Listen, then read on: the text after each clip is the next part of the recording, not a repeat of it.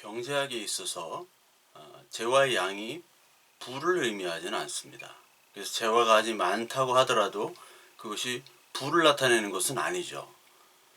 일적인 예로 돈이 많다, 돈이 많이 가지고 있다, 화폐를 많이 가지고 있다는 것으로 부를 나타낼 수가 없습니다. 우리가 뉴스에 많이 보지 않습니까? 배추나 물을 심은 농부들이 너무 풍년이 돼가지고 그것들을 다 갈아엎고 그것들을 다 그냥 기계로 해치는 그런 모습들을 많이 보지 않습니까? 왜냐하면 그 작물이 너무나 많이 생산이 돼서 가치가 떨어졌다는 거예요. 즉 아무리 많이 팔아봐야 자기의 부가 쌓이지 않는다는 거죠. 흔히 예전에는 많이 가진 것, 많이 생산되면은 그것이 부로 이어진다고 생각을 했어요. 근데 리카르도나 그리고 애덤 스미스 이후부터는 그것이 아니다. 많은 것이 중요한 것이 아니라 그것이 얼마나 가치 있느냐가 중요한 것이죠. 그래서 스페인 같은 경우는 그 남미에 많은 식민지를 뒀죠. 그리고 그 원주민들을 학살하고 은과 금을 많이 수입을 해왔습니다. 그걸 가지고 이제 성당에다가 많이 쌓아놓고 성당의 건축으로 은과 금을 도배를 했죠. 근데 결국 그 많은 은과 금은 보화를 가졌던 스페인이 18세기 초에 국가 부도선언을 합니다. 국가가 파산된 거예요. 왜냐하면은 이 은과 금, 많은 양의 은과 금을 가치 있는 재화로 이용을 하지 못했기 때문에 그냥 쌓아두기만 했던 거예요. 그 가격이 폭락하게 되면 그것은 가치가 없어져 버리는 것이 돼버리죠. 마찬가지로 우리가 가지고 있는 어떤 그 많은 양, 재화들 이런 것은 가치로 판단되어져야 돼요. value. 이것이 어떠한 가치를 가지고 있느냐. 그러니까 우리가 흔히 알고 있는 많은 가치들은 자본주의 사회에서는 상품으로 나타나게 되죠. 상품. 우리가 매겨주는 이 가격들, 이건 얼마고, 이 전화기는 얼마, 옷은 얼마, 이런 가격이 매어지지 않습니까? 근데 가격은 사실은 실체가 없는 거예요. 그 가격은 어떻게 매겨지냐면 사실은 그 가격의 실체는 다른 재화의 가치로 표현이 되는 겁니다. 그러니까 이것이 10,000원이다 하면 만 원이라는 것은 이 재화를 가지고 다른 재화를 살 수 있는 양을 표시한 거예요. 근대 이전까지는 그 가격을 매길 수가 없었습니다. 근대 이전까지는 이걸 얘기하려면 되게 긴데 근대 이후에만 가능했어요. 제가 이것에 대해서는 다음 시간이나 한번 얘기를 해보도록 하겠습니다. 요한복음 강해 말고. 그러니까 이 가치에 대한 것이 이제 중요해진 것이죠. 특히 오늘날 자본주의 사회에서는 가치를 따지는데 특히 가장 가치 있는 것은 사실은 우리가 보여주는 자연에 의해서 나오는 겁니다. 태양과 공기, 물 이런 것들은 정말 따질 수 없는 가치가 있는 것이죠. 근데 우리가 정말로 가치 있게 여기는 것, 자본주의 사회에서는 그것보다도 어떤 환경에 오염되는 것들, 그리고 인간의 가공품들이 더 정밀하게 세밀하게 들어간 것들을 더 가치롭게 여겨요. 태양이나 공기나 물, 정말 없어서는 안 될 생명에 필요로 한 정말 중요한 것들은 경제학적으로는 무가치한 겁니다. 진짜 경제학적으로 가치 있는 것들은 환경 공해를 일으켜요. 한 40억짜리 슈퍼카 이런 거 매연이 나오거든요. 거기 쇠가루가 떨어지고 타이어에서 그 분진가루가 떨어지거든요. 그게 다 공기 중으로 다 떠다니거든요. 근데 그것이 우리의 마음을 사로잡게 되는 거죠. 그러니까 우리가 정말 알아야 될 것은 진짜 가치 있는 것이 무엇인가. 보여지는 현상으로 우리는 가치를 판단합니다. 돈이 많아지면 화폐가 많으면 그게 좋은 줄 알아요. 근데 인플레 때문에 화폐가 많아지는데 가치가 떨어지는데 우리는 그것을 모르고 있는 거죠. 우리가 보이지 않는 것들, 느끼는 것들, 보이는 것들이 아니라 보이지 않는 그 너머서의 가치를 우리는 봐야 되는 겁니다. 그게 바로 그리스도인이에요. 소문과 실체는 다릅니다. 소문과 실체가 다른데 이 세상 사람들은 실체에 대해서 어두워요. 소문만 보고 있습니다. 요즘에 주식 투자 주식장이 너무나 과열되어 있죠. 개미들이 너무나 많이 사요. 외국인들이 막 다 팔면요, 그거를 개미들이 다 삽니다. 뭐 이런 적이 없었죠. 그러니까 돈이 워낙 금리가 낮기 때문에 갈 데가 없는 거예요. 주식이나 부동산으로밖에 갈 수가 없습니다. 분명히 버블이 오게 되어 있죠. 언제 올지는 모르지만 보여지는 것으로만 지금 다 투자를 하게 되면 이제 언제 버블이 됩니다. 우리는 이것들에 대해서 바로 알아야 돼요. 모든 분야가 다 그렇습니다. 소문과 실체가 달라요. 우리가 얻는 모든 정보와 지식들, 우리가 책과 뭐 유튜브나 어떤 영상이나 방송이나 뭐 이런 것들을 얻는 지식들이 있잖아요. 그 모든 것들은 다 가치가 들어가 있습니다. 서구적인 가치, 동양적인 가치, 그것을 쓴 개인 사람의 가치와 판단, 그리고 시대적 상황에 따라서 다 다르게 되어 있어요. 여러분들이 알고 있는 뭐 공자, 맹자, 소크라테스, 그리고 우리가 아는 역사학자들, 사상가들, 과학자들, 다 우리가 알고 있는 것과 다른 것들 이면에 너무나 많이 있는데 우리는 그것들을 알지를 못하죠. 왜냐하면 너무나 많은 정보를 그에 대해서 접하지 못했기 때문에, 다양한 정보가 없기 때문에, 피상적인 것으로만 알기 때문에 그래요. 피상적인 거로만 알면 피상적인 해석과 적용이 나옵니다. 이것이 굉장히 위험합니다. 왜? 우리는 하나님의 말씀을 다루는 사람들이기 때문에. 그러니까 굉장히 어려운 것이, 하나님의 말씀을 다룬다는 것은 하나님께서 주신 이 말씀과, 그리고 우리는 이 땅에 살아가기 때문에 이 동시에 두 가지를 가지고 우리는 하나님의 말씀의 기준을 가지고 이 땅에 살아가야 돼요.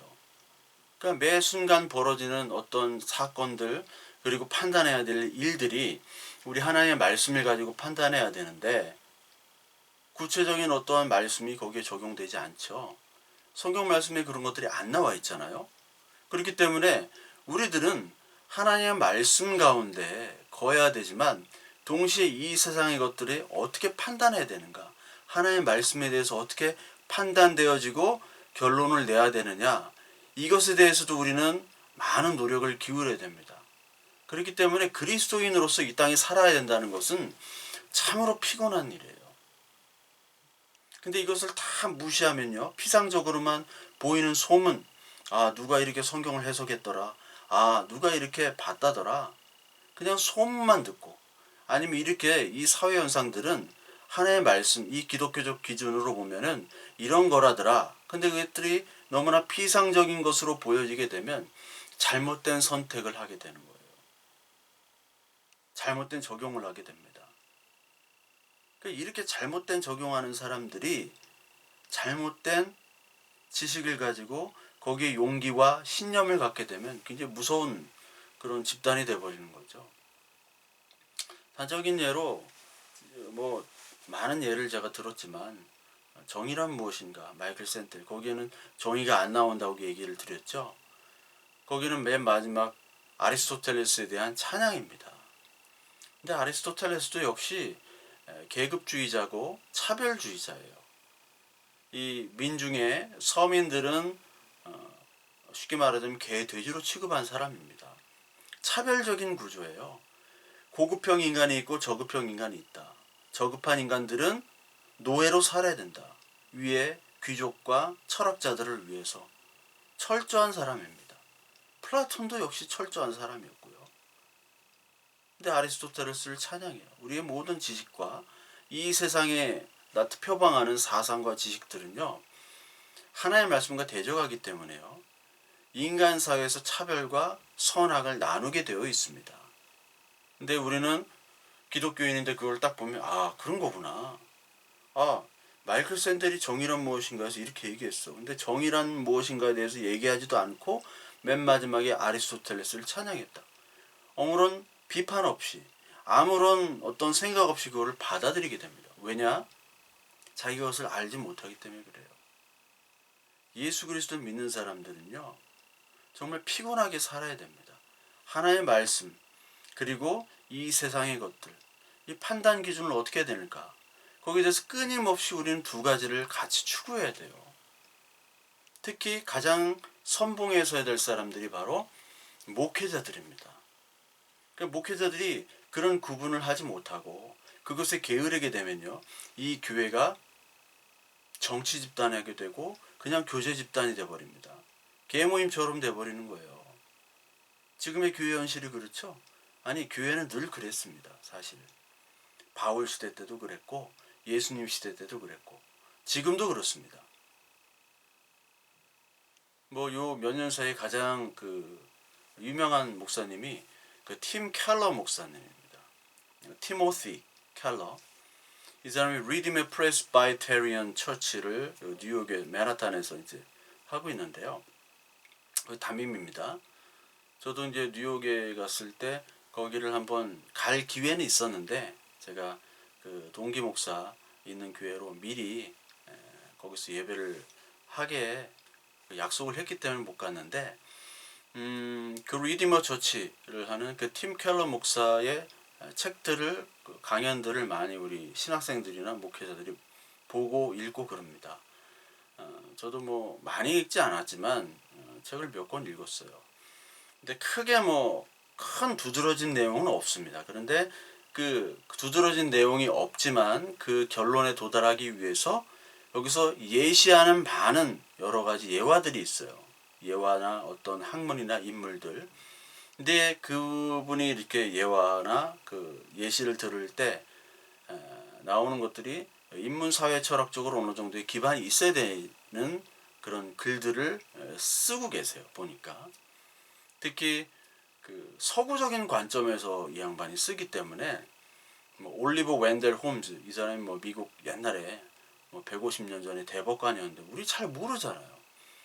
근데 그가 뭐 어떻게 말했고 이렇게 하는 설명들이 다 서구적인 관점이에요. 근데 이 신학생들이나 목회자들이 거기에 뭐 은혜를 받았다. 물론 뭐 결론적으로는 은혜를 받았을 수 있지만 그까지 도출되는 그 과정의 것들을 이 사람들은 어느 정도 알고 있나, 어느 정도 흡수를 하고 있는가.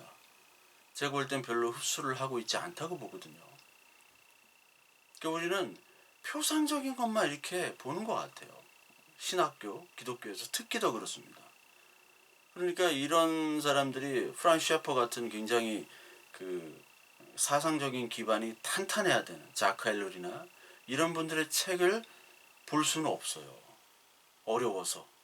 뭐 신학교 교수님들도 볼 수가 없습니다. 그쪽 전공자 아니면 교수님들이야 자기 분야만 어떤 박사님이기 때문에.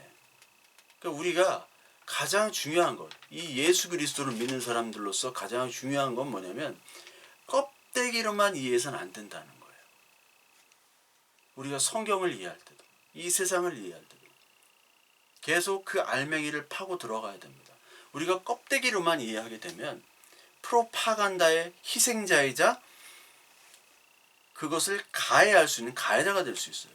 헤게모니 유지를 위한 피해자이자 가해자가 될 수가 있습니다. 이것이 예수님 시대 때 그대로 나왔죠. 예수님이 이적을 베풀지 않으니까 많은 군중들이 그를 죽이잖아요. 누가 선동합니까? 선동자가 있어요. 프로파간다가 있어요. 그 선동하는 사람에 따라서 많은 사람들이 죽이게 됩니다. 근데 사실 그 사람들 역시도 가해자면서 동시에 피해자였거든요. 율법의 피해자였잖아요. 율법에 얼마나 학대를 받은 사람들입니까? 근데 동시에 율법에 동조해서 예수 그리스도 죽이는 가해자가 돼요. 자신의 권력과 자신의 재산, 그 알량한 재산, 그 조그마한 재산, 뭐 바리새인이나 뭐 사두개인이나 제사장들 같이 재산과 명예가 있었던 사람이 아닌데도 불구하고 자기 약간의 재산을 위해서 그것을 위해서 가해자가 순간 될 수 있는 겁니다. 메시아를 기다렸지만 그 메시아를 죽인 자가 됐어요. 그러니까 여러분 예수 그리스도를 믿는다? 그리스도의 말씀을 믿는다 하는 것은 여러분 하나님 나라의 그 하늘나라가 오픈됐다고 그랬죠. 하늘이 열렸다고 그랬죠. 하늘이 열리고 하늘이 열려야 되는 거죠. 그래서 사자가 오르락 내리락 하는 그 하나님의 말씀을 받아야 되는 거예요. 그게 계시거든요. 그 계시인데 이 계시만큼 사실 힘들고 오해하기 쉬운 것도 없습니다. 우리 하나님의 말씀을 이해하기 위해서 인간이 불완전한 어떤 이해 그리고 불완전한 해석과 적용을 할 수밖에 없죠. 그건 맞습니다. 그럼 그렇다고 가만히 있어야 되는가? 아니죠. 우리는 이 껍데기를 제거하는, 계속해서 껍데기를 제거하는 과정을 우리는 밟아 나가야 되는 것이죠. 그때만이 하나님께서 주시는 그 말씀들이 진짜 하늘에서 떨어지는 말씀으로 되어버려요. 우리는 계속 그것을 반복해야 됩니다. 왜? 이것이 바로 생명의 말씀이기 때문에. 우리에게 생명을 줄 수도 있고 우리에게 죽음을 줄 수도 있고 구원이 될 수도 있고 심판이 될 수도 있는 말씀이기 때문에 그래요. 그렇지 않고서는 우리는 그냥 껍데기로만 인식하면 됩니다. 이 세상에 뭐 어떤 지식들, 그런 것들을 그냥 껍데기로 인식하면 돼요. 뭐 공자, 노자, 좋은 점도 있고 나쁜 점도 있잖아요. 그냥 좋은 점만 취하면 돼요. 어떤 사람은 나쁜 점만 취하면 되고 상관이 없습니다. 생명에 관계가 없기 때문에. 그런데 예수 그리스도의 말씀은 생명과 관계가 있기 때문에 우리는 하나님의 말씀을, 이 계시, 복음의 말씀을 어떻게 대해야 되는가? 끊임없이 말씀의 진리가 무엇인지를 추구해야 됩니다. 어떤 사람은 문자적으로만 보고 어떤 사람은 막 형이상학적으로 어렵게만 보고 둘 다 틀립니다. 진짜 계시의 말씀, 하나님의 뜻이 무엇일까? 하나님은 과연 무엇을 원하실까? 그것에 우리는 포커스를 맞춰야 되는 겁니다. 예수 그리스도라면 어떻게 하셨을까? 그리고 부족한 부분은 주님께 맡기는 거예요. 왜? 우리의 지식의 이해의 한계가 있기 때문에. 하나님의 이 계시의 말씀을 우리가 다 담을 수는 없어요. 그것을 인정하고 간구해야 되는 거죠. 생명과 구원은 주님께 있습니다. 겸손히 내가 무릎 꿇습니다. 이 두 가지, 이 투 트랙이 이어질 때 하나님께서 우리에게 큰 은혜를 부어주십니다. 이것에는요, 여러분, 머리도 필요하고 우리의 기도도 필요하고 우리의 감성도 필요하고 자연과 이 환경을 창조하신 하나님을 바라보는 그런 섬세한 감성도 필요하고요. 여러 가지 요소들이 다 동원이 될 때 하나님께서 말씀을 하시는 겁니다. 오늘 이 요한복음이라는 이 복음서는 우리의 지식과 지혜와 그리고 우리의 감성과 우리의 모든 상상과 모든 것들을 다 동원해야 돼요. 왜냐하면 여기서 나오는 비유들도 많으시고 그리고 상징이 많기 때문에. 오늘 요한복음 2장에 나오는 가나 혼인잔치가 나왔죠. 그것도 다 비유, 상징적인 비유가 많잖아요. 물과 포도주. 그리고 이제 오늘 다룰 성전에서 성전을 청결하러 오신, 깨끗하게 오시고 성결 장사꾼들을 다 내쫓으신 예수님. 성전이 바로 예수 그리스도의 실체 성전이잖아요. 건물 성전에 진짜 성전이 오신 겁니다. 마태복음 21장에도 나오죠. 성전 청결. 가나의 이적이 이제 실체를 나타내는 이적이었어요. 이게 실체를 보여주는 그림자로서의 이적이었어요. 그렇다면 이제 그림자가 실체로 나타나서 어디로 갑니까? 건물 성전에서 진짜 성전이 나타나는 걸로 보여주는 것이 바로 이 요한의 의도입니다. 그러니까 우리는 이 껍데기로만 받아들이지 말고 이 알맹이, 진짜 참뜻이 뭔가 그 실체를 계속해서 추적해 나가야 돼요. 하나님의 말씀을 읽으면서. 그때 하나님께서 주어주시는 지혜와 감성과 그런 것들이 폭포수처럼 우리에게 쏟아질 수가 있습니다. 오늘 이 하나님의 말씀을 보면요. 이 성전, 솔로몬 성전에 예수님이 오시죠. 거기 오시는데 이제 구약에서는 이제 성막에서 성전으로 바뀌잖아요. 성막은 이동하는 거였고 성전은 이제 정착이 됩니다. 안식하고 정착하고 거기서 열방에 하나님의 존재를 나타내는 그런 그 역할을 하죠. 성전이. 그러면서 이 열왕기상 6장에 보면요. 성전하고 성막이 조금 달라지는데요. 그 언약궤가 그 언약궤 위에 그룹날개가 있었는데 그거 말고도 언약궤 그 그룹 천사의 상을 큰 것으로 이제 붙여놔요. 옆에다가 큰 석상으로 붙여놓습니다. 그리고 언약궤는 이제 궤를 메고 그 고리를 메고 이렇게 가잖아요. 그 언약궤에 고리가 있고 거기에 이제 그 큰 대, 언약궤 채죠, 채. 채를 해가지고 이렇게 제사장 들고 갔는데 그 채도 언약궤 앞으로 그냥 내버려줍니다. 왜냐하면 이제 들고 갈 필요가 없기 때문에. 그래서 성전에 성막으로 가는데 이제 첫째 성전은 솔로몬 성전이죠. 이게 BC 586년도에 파괴가 되었고 그 후에 515년에 느부갓네살 총독 때 이제 그 성전이 지어집니다. 오늘 나온 이 성전은 헤롯 성전인데 이 수룹바벨 성전을 이제 증축한 겁니다. 증축을 어느 동안 했냐? 뭐 보수도 하고 다 증축을 했죠. 그러니까 더 굉장히 확장을 시켰습니다.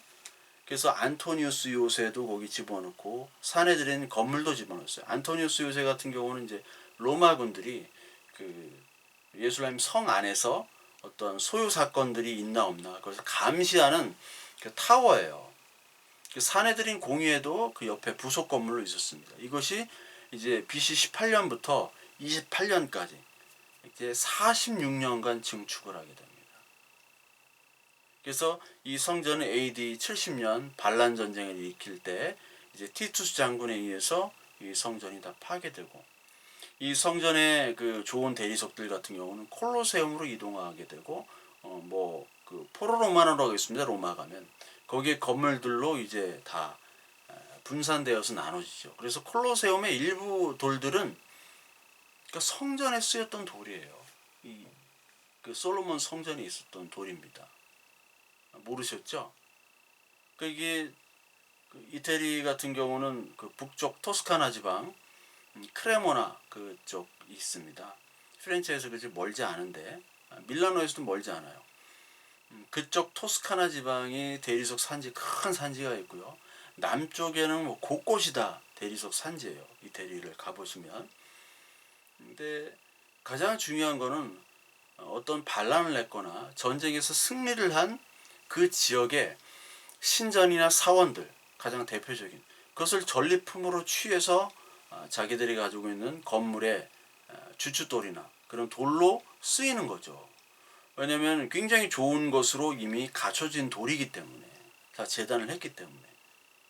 그래서 여러분 베를린 장벽 같은 것도 그 장벽 돌 뭐 그 돌들을 갖다가 가지고 그 베를린의 신축 건물들에 다 사용을 했어요.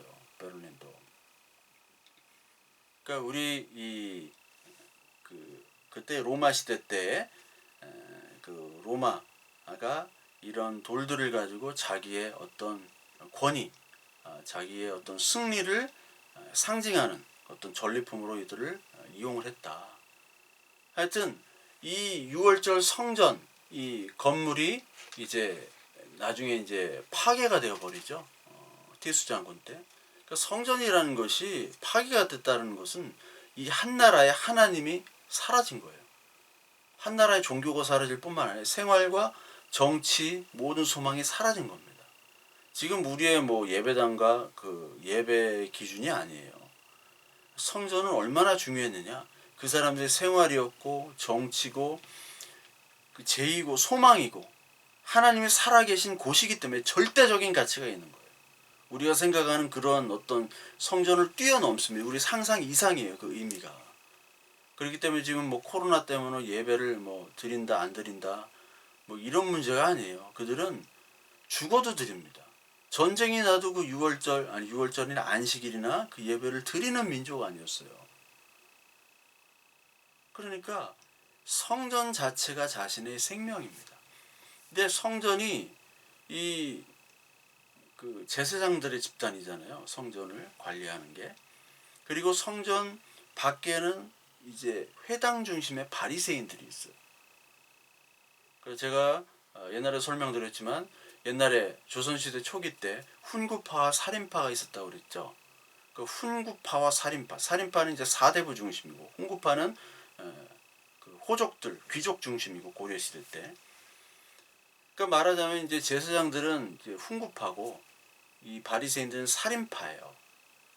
그러니까 사대부들이죠. 학문적으로 뛰어나고 제사장들은 권력을 가지고 있고. 그러니까 이 바리새인들은 회당에서 자신의 지식을 가지고 권력을 휘둘렀고요. 제사장들은 자신이 제사장이다. 그래서 그 제사의 권위로 자기들의 권력을 휘두른 사람들입니다. 이 사두개인들 중심의 이 제사장들 파는 로마와 또 결탁을 했죠.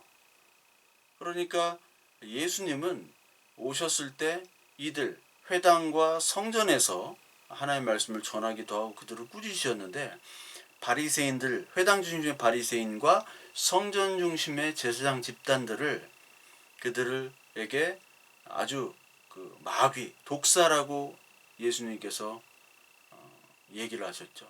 그러니까 이들이 절대적인 하나님의 가치를 가지고 말씀을 전해야 되고 제사를 지내야 될 이 사람들이 완전 타락한 마귀 집단이 됐다라는 거예요.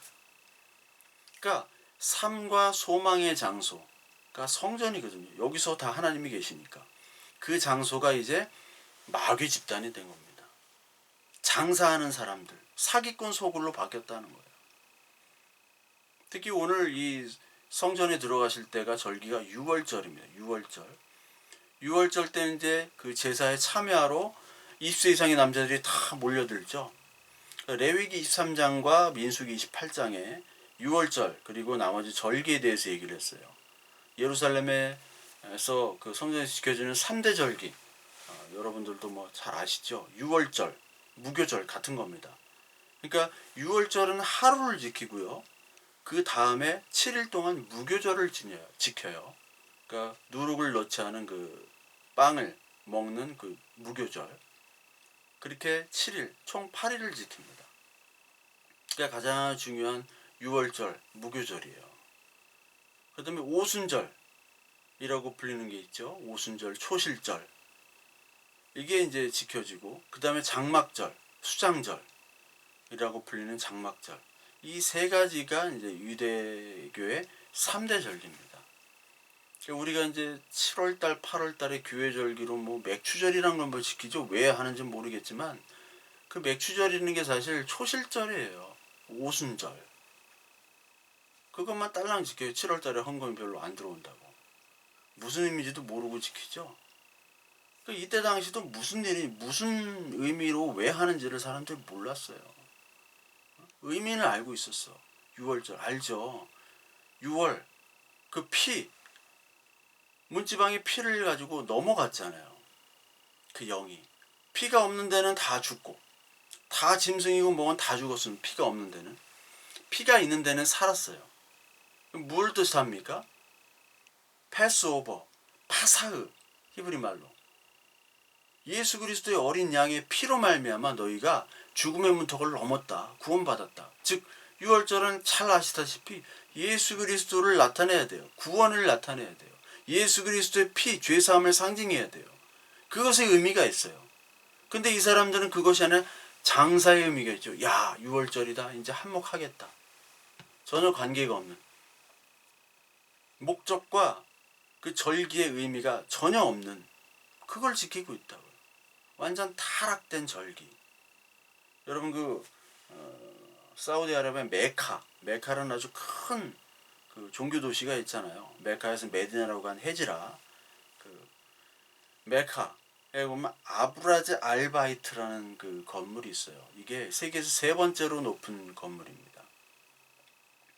그 앞에 카바라는 검은 돌이 있어요. 그것을 이제 계속 돌면서 순례를 하죠. 이 아브라즈 알바이트라는 건물은요 610m나 되는데 거기 부속 건물이 7개가 이렇게 옆에 둘러싸여져 있어요. 호텔도 있고요. 거기에 뭐 기도실도 있고 컨벤션 센터, 쇼핑몰 다 있어요. 엄청나게 큰 세계에서 가장 큰 건물이에요. 세계에서 7개 건물이 둘러싸여져 있고 가장 꼭대기에는요 그 큰 시계탑이 있고 그 꼭대기에는 초승자를 이렇게 눕혀놨어요. 그 이슬람의 상징인. 멋있죠. 그 건물 바로 앞에가 카바예요. 거기서 예배 드리고 그 성지순례 이렇게 하고 돌고 그 숙박하라고 쇼핑도 하고. 그러니까 쇼핑도 하고 거기서 뭐 하고 뭐 사실 이게 돌을 돈다는 것 자체가 우상이거든요. 이슬람 우상을 거부하잖아요. 어떤 그림이나 형상도 거부해요. 그래서 그 아야소피아 그 유스티니아누스 황제가 건축했던 소피아 성당이 있죠. 그거를 이제 지금은 아야소피아 박물관도 하지만 옛날에는 그 이슬람 오스만 투르크가 이제 점령한 후에 그 다음에 거기를 이제 모스크로 썼죠. 그래서 그 성화들 막 천장에 달리고 이런 성화들 그림들 그것들을 다 파괴하고 다 시멘트로 지우고 이슬람 글자를 적어놨거든요.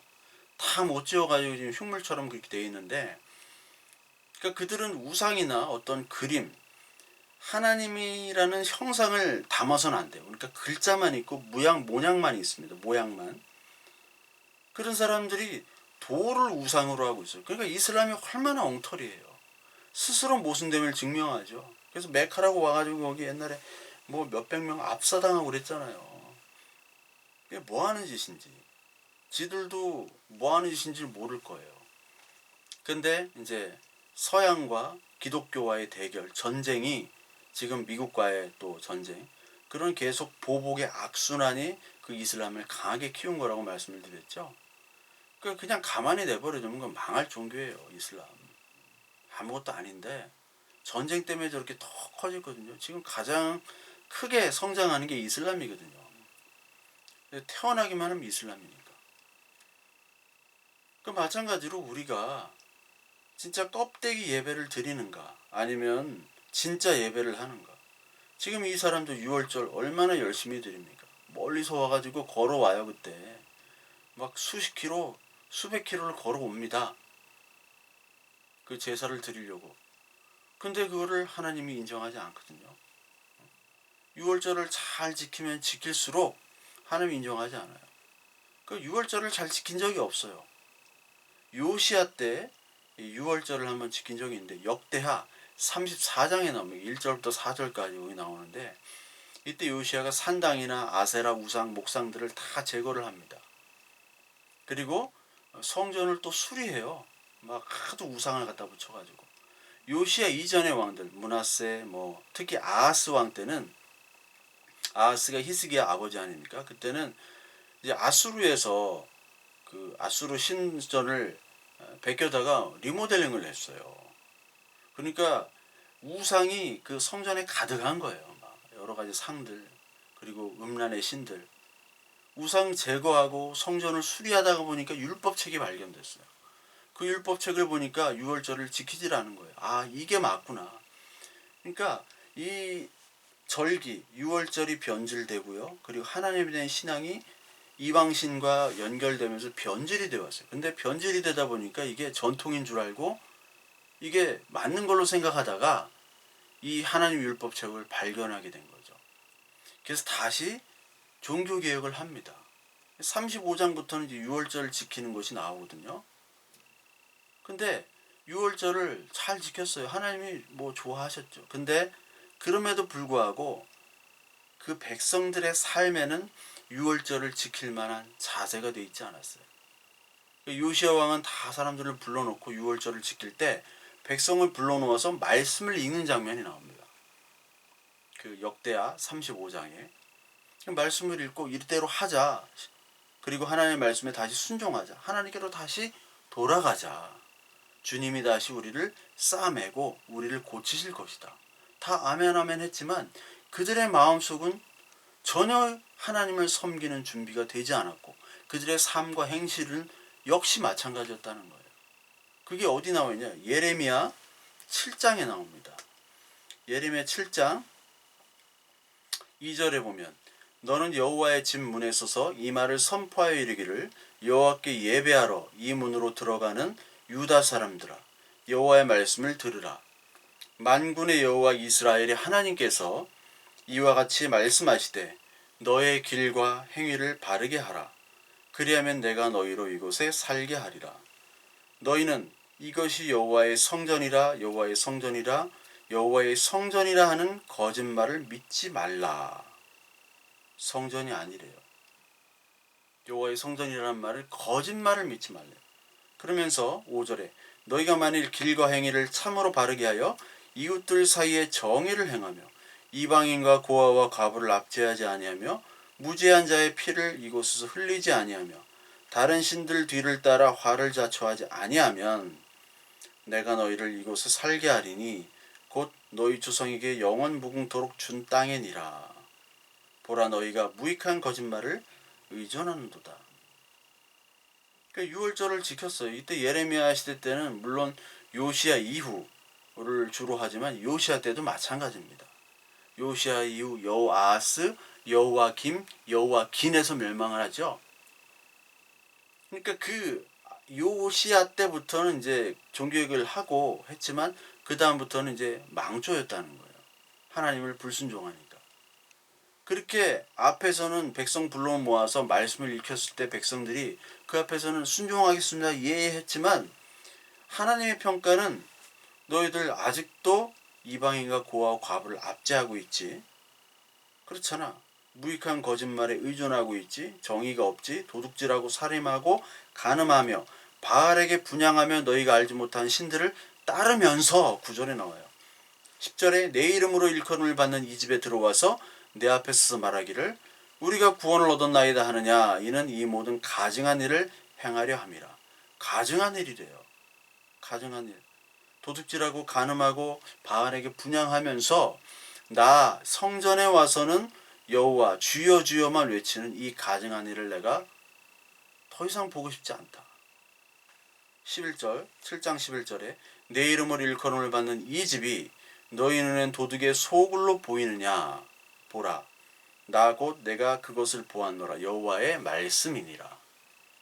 여호와의 말씀으로 볼 때는 다 도둑들이에요. 다 도둑들.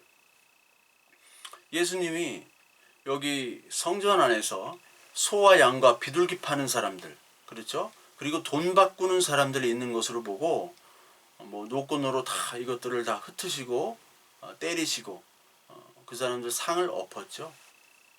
그 장면이 이제 요한복음 나오는데 여기 배경을 알아야 됩니다. 이 유월절 때 이 성인들은 그 성전에 들어올 때 세금을 내야 돼요. 이게 성전세입니다. 인두세예요, 인두세. 이게 2분의 1 세겔입니다. 두로의 세겔로만 받아요. 그 당시의 동전은 뭐 드라크마도 있고 데나리온도 있고 세겔도 있고 문화도 있고 여러 가지 있죠. 이 세겔이란 그 화폐 단위는 지금도 이스라엘이 세겔을 쓰고 있는 세켈을 쓰고 있는데 2분의 1 세겔. 또 삭자에 따라 좀 다른데 2분의 1 세겔은 4 데나리온일 수도 있고 2 데나리온일 수도 있고 그래요. 뭐 하여튼 몇 데나리라고 보면 됩니다. 그러니까 한 데나리온이 하루치 품삯이라고 그랬죠. 우리가 대충 생각하는 하루치 품삯 한 데나리온. 그러니까 뭐 우리가 세금 내는 주민세 같은 걸로 보시면 됩니다. 그리고 성전세와 더불어 제사를 드리는 제물을 드려야 돼요. 그래서 처음에는 멀리서 집으로부터 가져오고 뭐 갈릴리 같은데 예수님이 자랐던 데에서 가져오면 그게 뭐 100kg는 되거든요. 100kg인지 뭐 80kg인지 하여튼 모르겠습니다만 그걸 지금 저 차 타고 오는 것이 아니라 끌고 와야 되잖아요. 뭐 소, 양 막 짐승을 끌고 오면 힘들어하고 막 지치고 그러니까 죽기도 하고 얼마나 아까워요. 할 수가 없잖아요. 그러니까 나중에는요. 거기서 야 가지고 오지 마. 여기서 다 준비되어 있으니까 이걸 사라 해요. 그러니까 가게를 엽니다. 가게.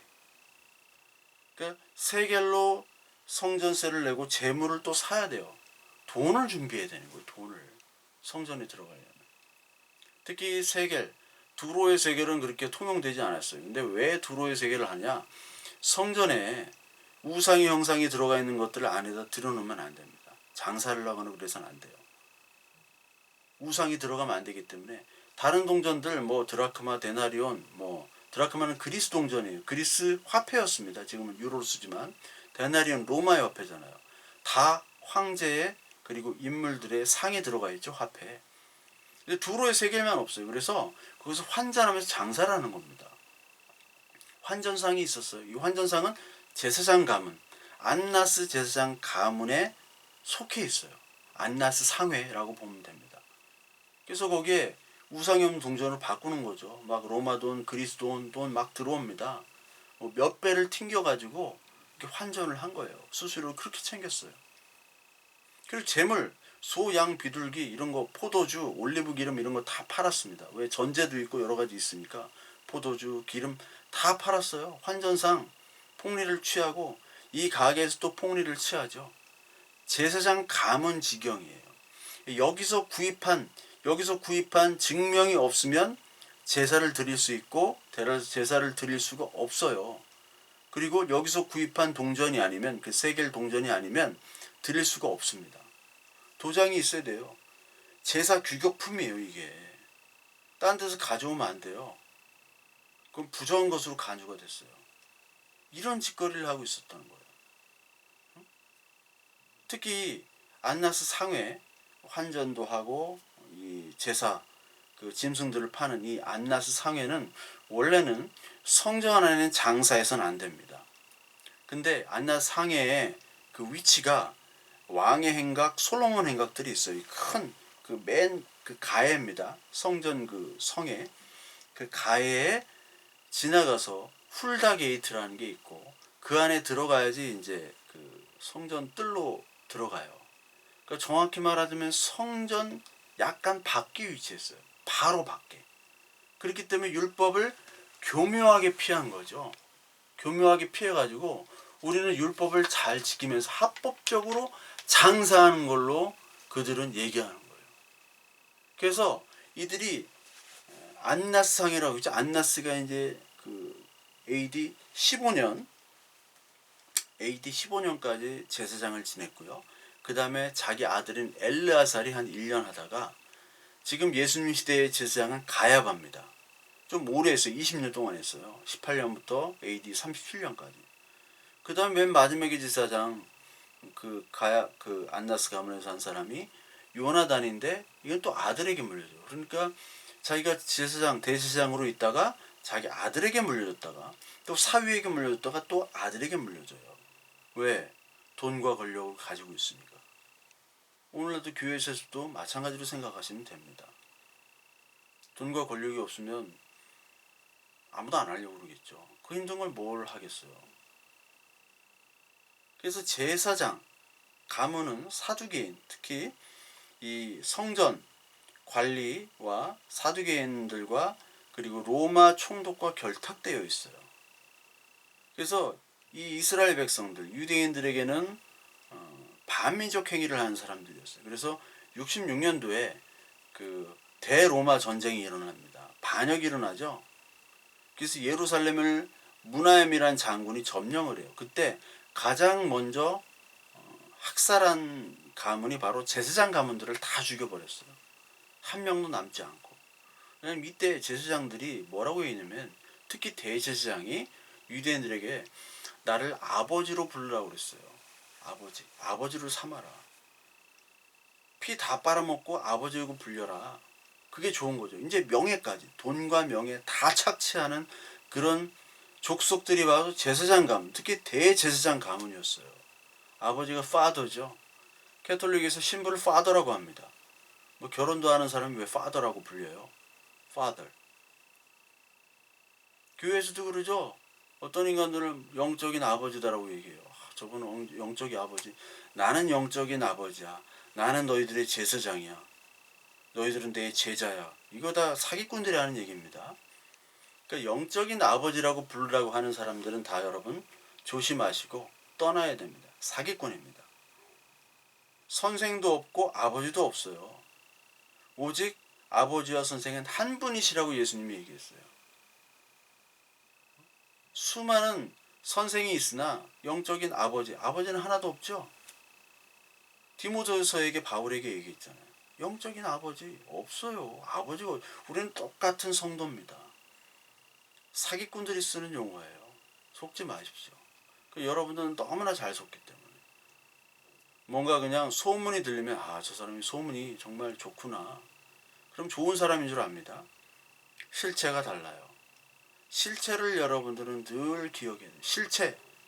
건물 성전이 실체가 아니라 예수 그리스도가 실체예요. 인간이 아버지가 아니라 영적인 아버지는 예수 그리스도밖에 없다. 우리는 다 형제다. 늘 주목하고 늘 거기에 신경을 쓰셔야 되면서 동시에 기억하셔야 됩니다. 예수님, 예수 그리스도.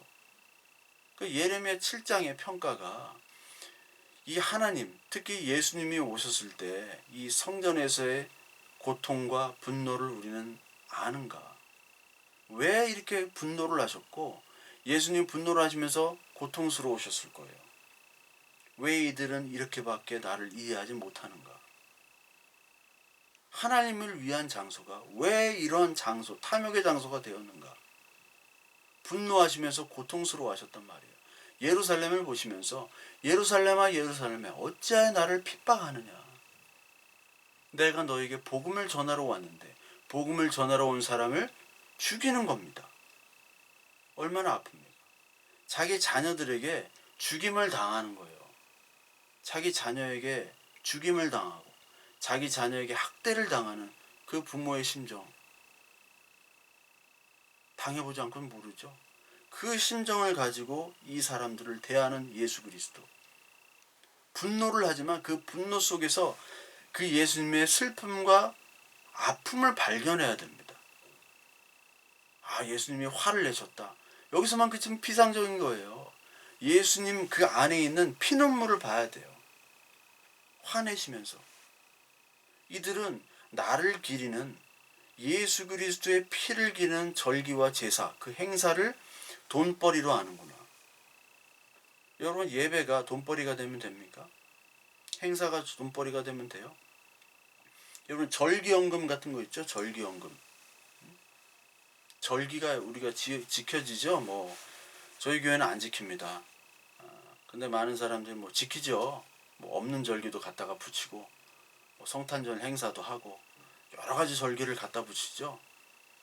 근데 절기는 폐해졌다고 나옵니다. 골로새서 우리 한번 볼까요? 골로새서 2장 한번 보겠습니다. 골로새서 2장 12절부터 좀 긴데, 너희가 세례로 그리스도와 함께 장사되고 또 죽은 자들 가운데서 그를 일으키신 하나님의 역사를 믿음으로 말미암아 그 안에서 함께 일으키심을 받았느니라. 또 범죄와 육체의 무할례로 죽었던 너희를 하나님이 그와 함께 살리시고 우리의 모든 죄를 사하시고 우리를 거스르고 불리하게 하는 법조문으로 쓴 증서를 지우시고 제하여 버리사 십자가에 못 박으시고 통치자들과 권세자들을 무력화하여 드러내어 구경거리로 삼으시고 십자가로 그들을 이기셨느니라. 그러므로 먹고 마시는 것과 절기나 초하루나 안식일을 이유로 누구든지 너희를 비판하지 못하게 하라. 이것들은 장래의 일의 그림자이나 몸인 그리스도의 것이니라. 아무도 꾸며낸 겸손과 천사 숭배를 이유로 너희를 정죄하지 못하게 하라. 그가 그 본 것에 의지하여 그 육신의 생각을 따라 헛되이 과장하고 머리를 붙들지 아니하는지라. 온몸이 머리로 말미암아 마디와 힘줄로 공급함을 받고 연합하여 하나님이 자라게 하심으로 자라느니라. 너희가 세상의 초등학문에서 그리스도와 함께 죽었거든 어찌하여 세상에 사는 것 같이 규례에 순종하느냐. 곧 붙잡지도 말고 맛보지도 말고 만지지도 말라 하는 것이니 이 모든 것은 한때 쓰이고 없어지리라. 사람의 명령과 가르침을 따르느냐. 이것들은 자의적 숭배와 겸손과 몸을 괴롭히게 하는 지혜 있는 모양이나 오직 육체에 따르는 것을 금하는 데는 조금도 유익이 없느니라. 이 율법 조문들을 잘 지키면서 절기를 지키는 것, 절기가 예수 그리스도를 상징하기 때문에 예수 그 실체가 오시면 절기가 폐기됐다고 얘기를 하는 거예요. 지금 그러면서 절기를 열심히 지키는 것 자의적인 숭배래요. 자의적인 겸손이래요. 거짓 겸손, 거짓 숭배, 사람의 명령을 가르친, 몸을 괴롭게 하면서 다른 사람을 속게 하는, 저 사람은 경건하고 그리고 하나님을 잘 섬기는 사람처럼 속이는 그런 사기 행위, 자의적 숭배, 겸손, 거짓 겸손이라고 성경은 얘기하고 있습니다. 그러니까 여러분, 절기는 다 사실 안 지켜도 됩니다. 하나님이 다 성취를 하셨어요. 캐톨릭에서 절기 막 지키죠? 막 여러 가지 절기들이 있죠? 근데 개신교에서 막 절기가 있잖아. 근데 여러분, 절기를 지키려면 잘 지키세요. 잘 지킨다는 어떤 걸 얘기하느냐? 모든 절기는 예수 그리스도를 얘기하는 겁니다. 예수 그리스도를 나타내고 예수 그리스도를 설교하고 예수 그리스도에 감사하고 기뻐하고 찬송하는 그런 절기 예배라면 뭐 100번을 지키든 1000번을 지키든 아무렇게나 지키셔도 됩니다. 근데 아닐 거면 헌금 목적이라고 해가지고 추수감사절, 없는 추수감사절 막 미국 갖다 붙이고요. 성탄절날 또 헌금 내죠. 맥주절 뭔지도 모르고 가죠. 6월절이나 뭐 다 장막절은 빼고 뭐 무슨 절기 해가지고 그냥 예배만 하잖아요. 아무 의미 없이 절기를 예배를 하잖아요. 그럼 아예 하지 마세요. 왜 합니까? 하면 할수록 많은 예배를 할수록 예레미야 7장에서 죄를 짓는 거라고 얘기를 했잖아요. 그러니까 여러분 예배가 죄입니다. 많이 할수록 죄가 정립이 됩니다. 그거 모르시죠? 많이 질수록 정립이 돼요. 진짜 예배가 아닐 때는, 가짜 예배일 때는. 그러니까 성전을 율법을 열심히 지키는 이 절기를 지킨 사람들이 바로 예수 그리스도, 성전의 실체에는 그 성전이 오시니까 성전을 죽인 거 아닙니까? 왜? 자의적 숭배와 인간의 가르침은 하늘의 뜻과 대립하기 때문에, 이 하늘의 복음과 대립하기 때문에 하늘의 복음은 자의적 숭배와 인간의 가르침, 그 죄악들을 다 끄집어내요. 다 폭로하게 만들어요. 온 세상에. 그러니까 이 사람들은 예수 그리스도 그 성전을 죽이게 되는 거죠. 로마서 10장에도 나옵니다. 로마서 10장에도 동시에 이런 얘기가 나와요. 내가 증언하노니 그들이 하나님께 열심히 있으나 올바른 지식을 따른 것이 아니니라. 하나님의 의를 모르고 자기 의를 세우려고 힘써 하나님의 의에 복종하지 아니하였느니라. 그리스도는 모든 믿는 자의 의를 이루기 위하여 율법의 마침이 되시느니라. 하나님의 의가 아니라 자기 의를 내세우는 이 사람들, 그 의에다가 교묘하게 의를 가지고 장사를 합니다. 예수 그리스도를 죽여요.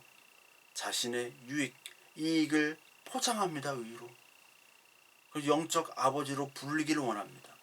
이런 사람들을 예수님은 지금 심판하고 계신 겁니다. 어떻게 심판하느냐? 자기가 죽음을 당함으로 말이야. 그들이 죄인임을 폭로를 하시는 거예요. 내가 왔는데 나를 죽인다. 너희들은 죄인이야. 그렇기 때문에 죄인이야. 그러면서 이 하나님의 집, 하나님의 기도하는 집을 장사의 집으로 만들었다. 마태복음 21장에 나오죠. 이게 이사야서 56장에 나오는 말씀이기도 합니다. 56장 6절에서 7절에 그 앞에부터 얘기하는 게 더 좋을 건데요. 56절 2절 안식일을 지켜 더럽히지 아니하며 그의 손을 금하여 모든 악을 행하지 아니하여야 하나니 이와 같이 하는 사람 굳게 잡은 사람은 복이 있느니라. 여호와께 연합한 이방인은 말하기를 여호와께서 나를 그의 백성 중에서 반드시 갈라내시라 하리라 하지 말며 고자도 말하기를 나는 마른 나무라 하지 말라.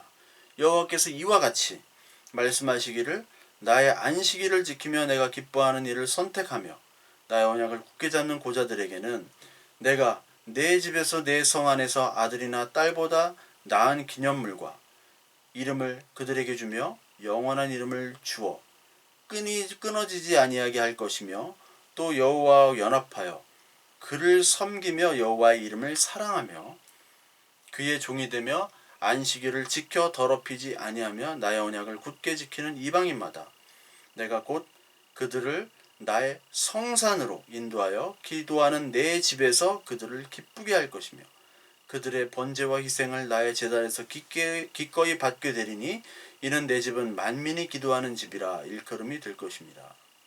기도하는 집. 하나님께서 이 성전을 기도하는 집이고 자신은 기도하는 집이래요.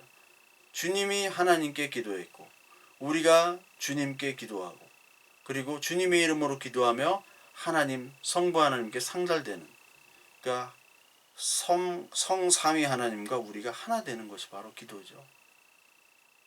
기도는 누구나 다 합니다. 절에서도 하고 누구나 다 해요. 로또 사고 기도합니다. 그러나 그지 않은 모든 기도는 실체가 없어요. 대상이 정확하지가 않아요. 대상이 자기 안에 막연한 어떤 신, 운에 대해서 기도를 하는 겁니다. 그 막연한 기도, 막연한 나의 열심을 가지고 했던 기도는 기도가 아니라고 그랬죠. 기도는 대상이 바뀌고 주인이 바뀌는 거예요. 이제 나의 뜻이 아니라 하나님의 뜻이 기도의 제목입니다. 하나님 뜻은 거룩과 사랑이에요. 이 세상과 구별되고 하나님의 사랑, 복음을 맞이하여 나의 것들, 나의 우상의 것들, 장사하는 나의 자아들이 사라지는 겁니다. 그러니까 우리의 뜻이 사라지고 하나님의 뜻이 내 뜻이 되어버린 그 하나의 통함, 그 소통, 간구, 대화가 바로 기도입니다. 대화라는 건 하나님의 뜻이 내 뜻과 돼버리는 거예요. 같이. 딴 게 기도가 아니에요. 근데 우리는 기도를 어떻게 얘기합니까? 우리의 열심으로 우리의 인간의 욕망, 그것을 성전이라는 곳에서 하나님의 이름을 주여 주여 외치면서 주여 주시옵소서, 주시옵소서. 이거 열심히 능력 주시옵소서, 돈 주시옵소서. 이게 장사죠. 장사. 그러니까 우리가 장사꾼인 거예요. 여기 나오는 장사꾼들. 장사꾼만 넘치는 이 성전과 장사꾼만 넘치는 이 예배당에서 주님이 오늘도 우리에게 찾아오셔서 우리에게 말씀하고 계십니다. 내가 슬프다. 너를 보니까 너무너무 슬프다. 내가 가슴이 아프다. 내가 이런 너를 위해서 죽어야지 네가 사는구나. 그 하나님의 고통과 아픔을 우리가 느껴야 되는 거예요. 성전이라면서 이곳에 장사하는 인간들, 그것이 장사가 죄악인지도 모르고 행하는 그런 종교적인 행위들, 우리가 바로 그런 자였고 지금도 우리가 하고 있는지도 몰라요. 근데 그 진짜 예수 그리스도 그 성전께서 가짜 건물 성전에 오셔서 가짜인 나, 성전이 아닌 더러운 나에게 오셔서 탐욕의 모습을 보여주시고 너는 장사하는 집이구나. 네가 바로 장사하는 사기꾼이구나. 말씀하시면서 우리에게 죄를 알려주시고 그리고 우리의 실체를 알려주시고 그리고 우리의 구원받는 방법을 구원받는 의미를 우리에게 직접 나타내서 오셔서 우리에게 설명하시고 우리에게 말씀을 던져주시는 겁니다. 이게 바로 기도하는 집이에요. 아, 내가 하나님의 뜻을 거슬려서 내 뜻으로만 살았구나. 이제 하나님의 뜻과 함께 진짜 기도를 하는 기도의 집으로 내가 가야 되는구나. 하나님 오늘도 저와 여러분에게 말씀하고 계시는 겁니다. 그 나머지 우리 말씀은 다음 시간에